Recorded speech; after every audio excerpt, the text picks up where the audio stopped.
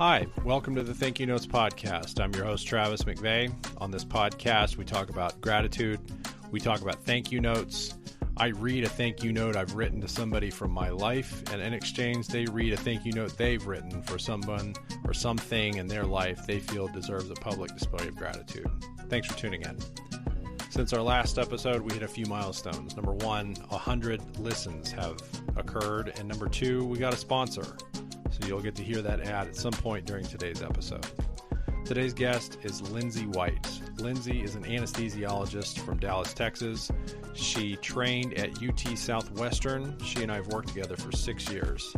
The reason why I brought her on the podcast is because she writes book reviews and posts them on her social media feeds. You can follow her at DRLITRX on Instagram. These reviews are well written and positive.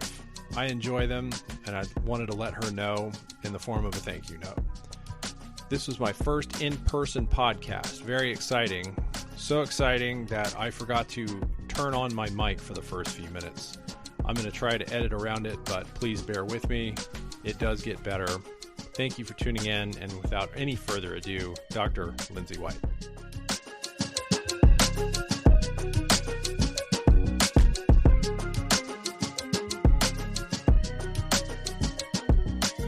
Big proponent of thank you notes. I encourage my children to write them, or my child, my oldest child, to write them. But yes, I am a fan of thank you notes. I was kind of reared in that element of always writing thank you notes and kind of showing people that you're thankful for what they chose to do for you because they didn't have to do it. My mom would have me write thank you notes if someone wrote me like a letter of recommendation, or if someone went over and beyond, just, send them a thank you note. I sent thank you notes to all the people who interviewed me for med school or for residency, because I was just kind of taught that, they took the time to invest in you, so you need to say thank you for that. So, and I do that now with my daughter Tatum. As soon as she gets gifts, we make a list of who gave what. We maybe have her write one generic note, and then we'll just do like a shutterfly or something, but that's her message to people. What is your technique for writing thank you notes? Walk me through what a Lindsey White thank you note looks like.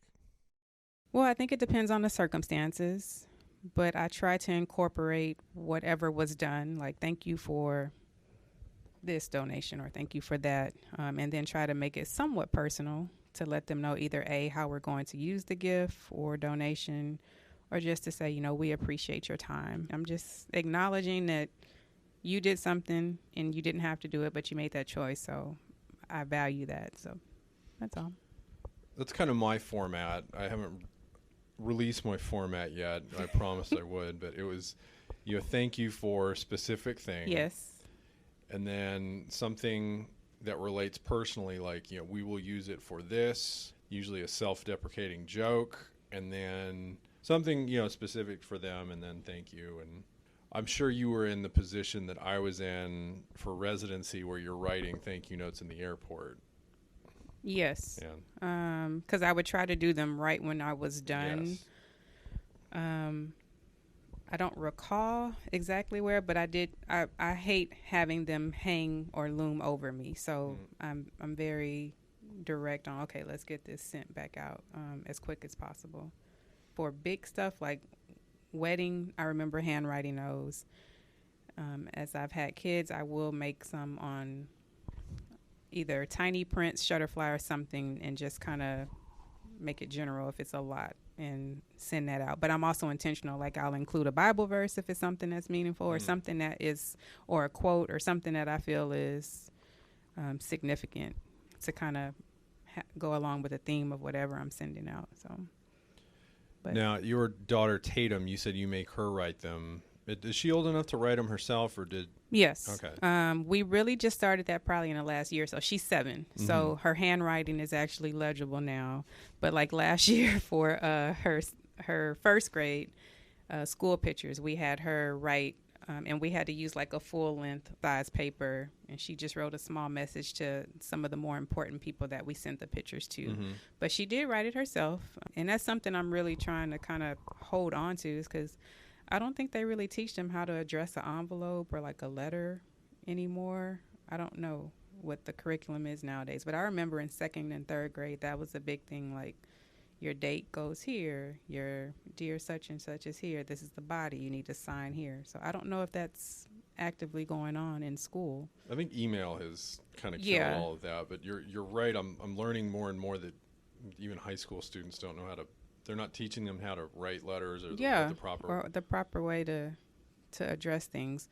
Now, I know she is learning cursive, and I'm excited about that because I feel like that's not penmanship and the appropriate way to, write neatly.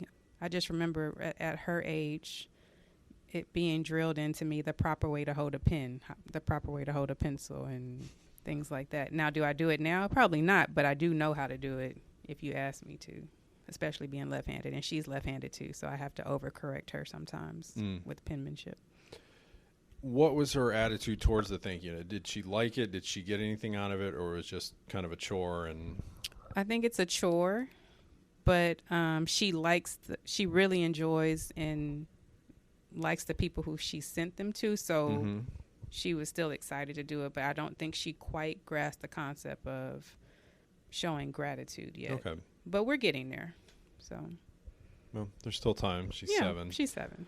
So the reason I wanted to have you on is because you write book reviews on your Facebook page. Yes, Facebook and Instagram. Oh, and Instagram at Dr. LitRx. Yes, at DRLITRX. Okay, let's blow that up. Yes. My dozens of listeners, please go follow that.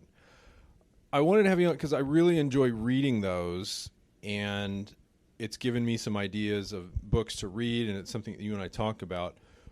Have you always been a voracious reader, or how did that start? Yes. I started reading, I don't know if you, in our community in Black culture, Jet magazine was like the thing to have in the 80s. It was like a small 5x7 magazine made by Johnson Publishing Company, but it was like Black entertainment, Black news, all the, like everything. So if you had a subscription to that in a Black household in the 80s, you were living it up. But my dad had stacks and stacks of Jets in our bathroom. So when I would go do number 2 or boo-boo, he would say, go read a Jet. Literally. Okay. And that was like what spurred my reading, because I would grab a Jet and start reading and learn random things. But I read through those.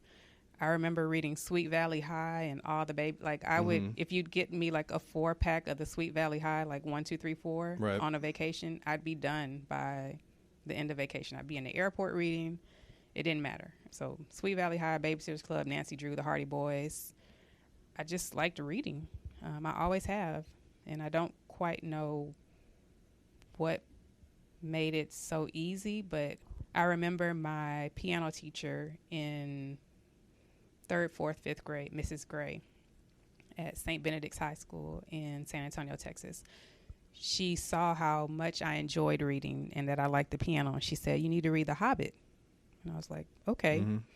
And I read that, and it just, after that, I was like, I just wanted to read more and more. So I've just always been a voracious reader, and I don't know why, but I enjoy it. Now, did you keep that up during medical school and residency? I didn't. Not to the even in college, I would say I didn't really read for pleasure because I was always reading, college coursework. Yeah. I didn't fully pick reading back up until I became an attending, and probably when I had Tatum. But I've always had the desire to read, and I would read a good book if you told me one. But just to have the access to just read freely, I probably didn't do that at all during med school or residency like I could have, like I do now. I think a lot of us drop our hobbies during medical school and especially during residency. I know I dropped mine. It's just you don't have the time or mental capacity to do it. Yeah.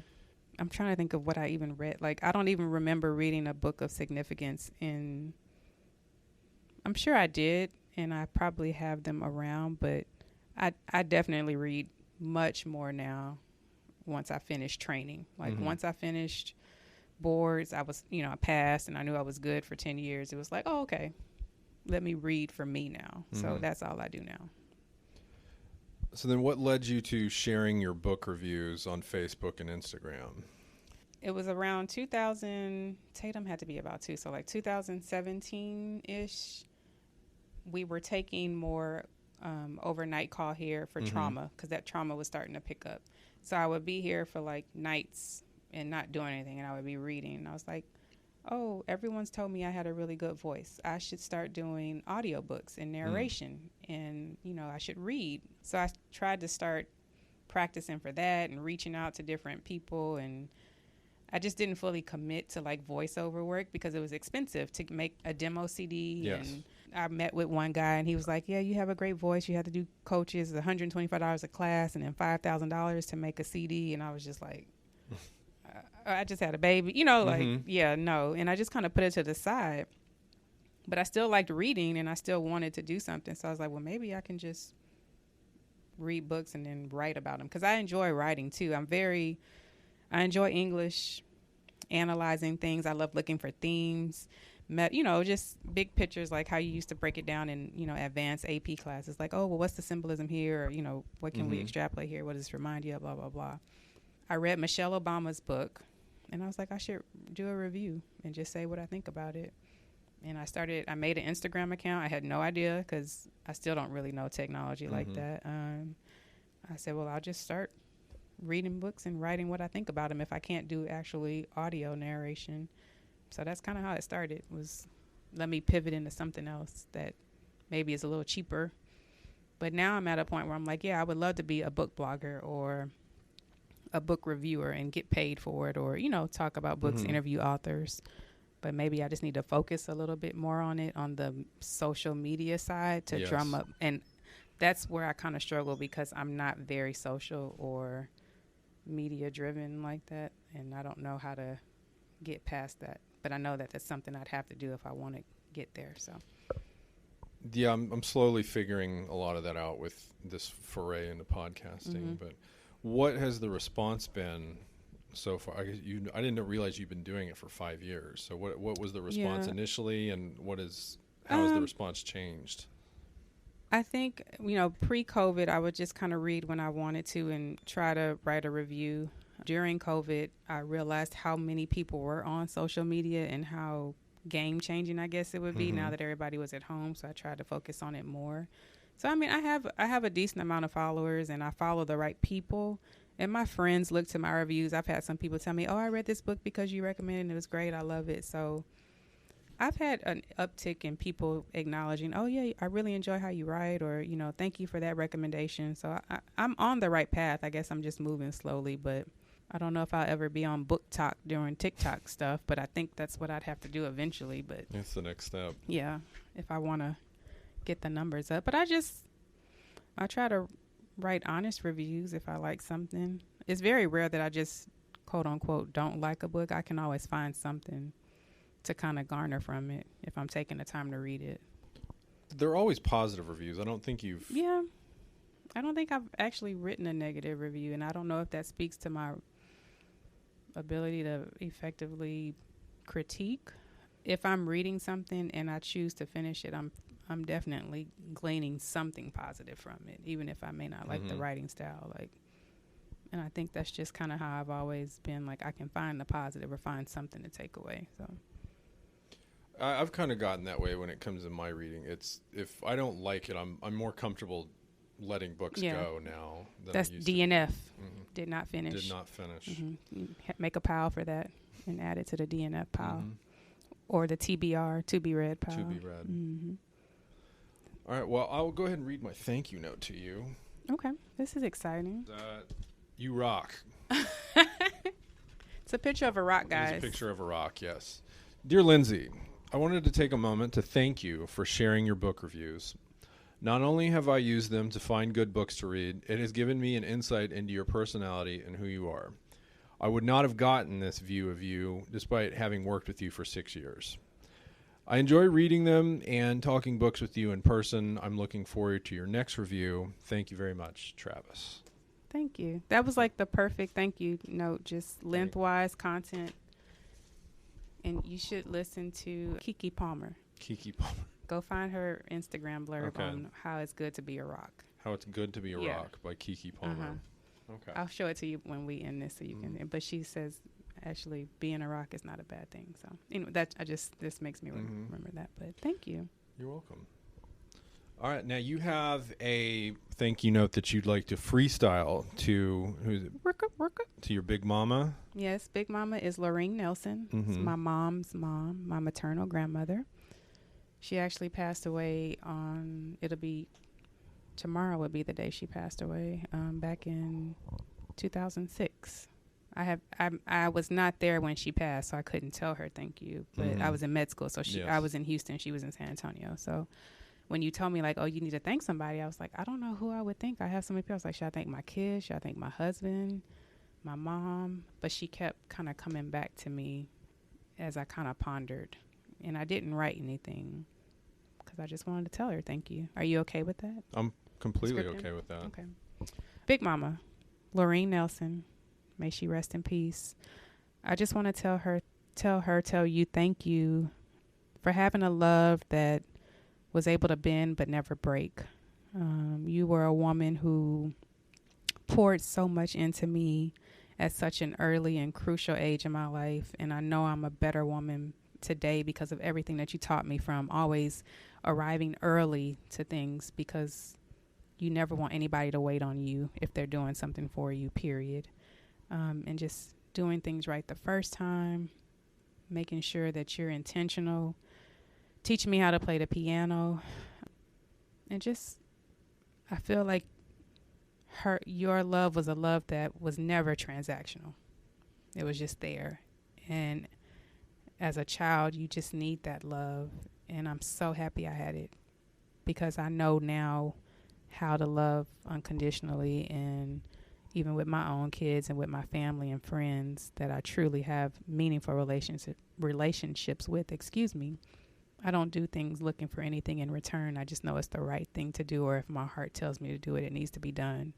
And I know that I definitely was instilled that from you. So thank you, Big Mama. I love you and I miss you, and I hope I'm making you proud. And please continue to guide me and guide my family as we journey on. That's all.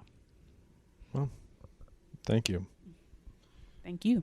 It sounds like that kind of feeds into the book reviews. Your heart was telling you, hey, I love these books. I love to write. I want to get my voice out there. Yes, it is. I feel like I have something to say on certain topics or just issues. And, you read certain books and you kind of, and I try not to pigeonhole myself into reading the same things. I want to read broadly, nonfiction, fiction. But if I can write things that are meaningful and that say things of importance, at least in my eyes, and some of the other people or my peers or friends, or even from somebody who doesn't agree with me at all, if they can maybe say, oh, I didn't think about it from that standpoint, or that's an interesting perspective. I may not agree with you, but I see where you're coming from. That's hopeful to me. I would love to have a bigger platform. Maybe I think I'm just a little inhibited by what, like we've talked about, the process and what all it would take. But yeah, I would love to read more, review more, talk with different authors, talk different books, and just, if I could do books 24/7 and get paid for it, and anesthesia part-time, sure, let's figure it out. Don't tell our partners that, though. No, I think we would all support you. Go into a little bit about Big Mama growing up. Like, did you spend summers with her, or what kinds of things did you guys do together? So I grew up in San Antonio. Dad was a police officer. My mom was a nurse. She's a registered nurse, so she worked in the ER, ICU. So they both have shift work, obviously. So I was at my grandmother's house every day sometimes. Like, she'd pick me up from school, take me to school. It just depends if my mom worked nights or my dad was getting off. She was an integral part of my day in, day out. Summers there, holidays there. I was at my grandmother's house. So she definitely helped mold me along with my mom and dad. I'm not saying like they weren't involved at all. They were. They're very present and still are to this day. But my maternal grandmother, I just have so many memories of her house. And it's weird because I actually have more memories at her house than I have at my mom and dad's house. And it's not that I didn't have them there, but it's just like my memories at her house. I can tell you right now, walking into her house, I can give you every aspect of each room, her kitchen, just waking up every morning and there's Folgers coffee going in a percolator and it smells the whole house. She's frying bacon. She's making grits. Like, that was our breakfast every morning. My memories are just so fresh and like real to me. So that's how I know she's so important to me. But yeah, I was there at her house all the time, all through high school, even from middle school. If I had games, you go to her house, wait, and then go at 6:30. High school, I would drive over when I got out of school if I wasn't working or had practice or anything. So she was an integral part of my day-to-day. So she was close by. Yeah, not close. She was close to my high school. She lived about in San Antonio at that time before traffic. I can get to her house in 15, 20 minutes. But she was on the east side, right outside of downtown. My dad worked downtown. My mom worked in that area. So my schools were on that side of town. So she was central to our kind of day-to-day happenings. But yeah, she was always there. I would, she taught me how to roll pennies and roll dimes and roll nickels. And you take those dimes and you go to the bank and you deposit, every so often. And, she saved almost like $5,000 for me by the time I went to college. And she did it for each of her grandchildren. And she was so giving, but she never really had a lot. But I would see her first of the month. She'd get her spiral notebook and write down all her bills and write down all her checks. And she could balance it and make money stretch to the very end and still have money to give. Like, I just think that generation did so much with so little. And now we're in a state of excess that it's like, we really don't need all that. But I'm the same way now. If you gave me some money and told me I had to make it last till this long, I'd do it because I saw her do it and I know how.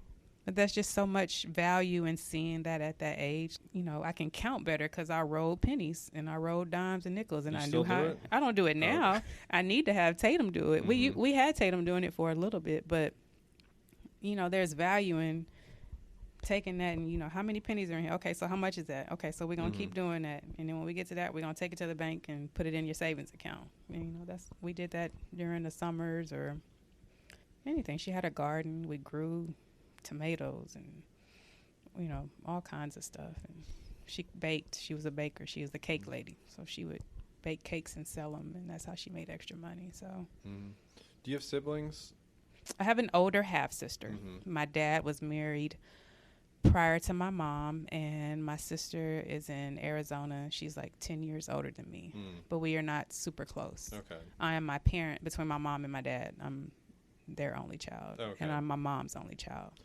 Cousins? That was when it just. Yeah. What I'm getting is, did you and Big Mama have this special relationship, or was she like that with the rest of her grandkids? She was like that. So growing up, immediately it was myself. I have an older cousin, Quincy. He's like 10 years older than me, and then my younger cousin, LaShonda, she's 4 or 5 years younger than me. We're all right kind of behind each other. She had that relationship with each of us, with anybody who set foot in that house. My parents had been divorced for years. My dad still had a key to her house. She kept his pictures up in the house. She was like, y'all are divorced, but you still my son. Wow. He moved back from out of state and stayed with her in the back room. And it worked out great because he needed a place to stay kind of right away, and she needed extra help. But he called her, and she was like, well, do you still have your key? And he was like, yeah. And she said, well, come on. Her love was so expansive that anybody who walked in her house, you were immediately at home and taken care of, period. No questions asked. She really showed me so much on how to manage a home, manage a family, just to give so much. She taught me how to play the piano. I remember going downtown, and this was before, you can print everything off the internet. You go buy your books and buy your piano books, and this is middle C. This is middle C on a piano, and then we're going to go from there. So she was just a really rarity, I think. They don't make big mamas like that anymore. No, it's few far in between.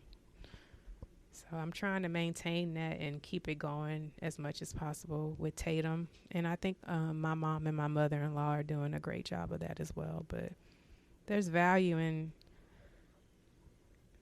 kind of doing things back to basics. And I'm trying not to lose that as we continue to get more and more modern and tech savvy and quicker, faster, better. I don't want to lose what she instilled in me.